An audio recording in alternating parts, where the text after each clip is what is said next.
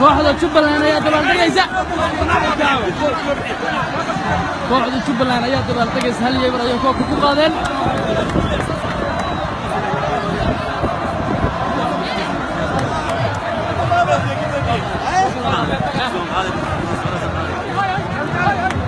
Jubbaland ayaa dabaaldegaysa hal yeebar ayay koobka ku qaadeen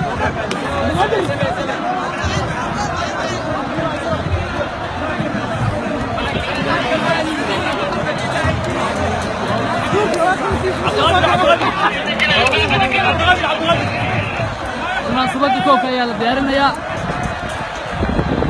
Jubbaland waa dabaaldegaysaa hal yeebar ayayna koobkii ku qaaday kooxda Jubbaland ilaa hadda dabaaldegeeda ayaa socda ciyaarta waa dhamaatay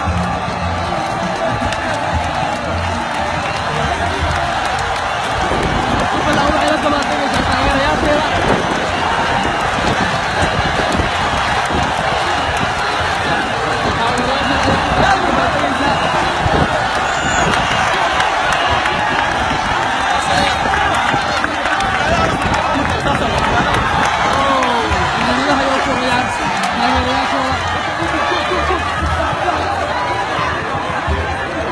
kabtanka kooxda Jubbaland ayaa goosha dhaliyay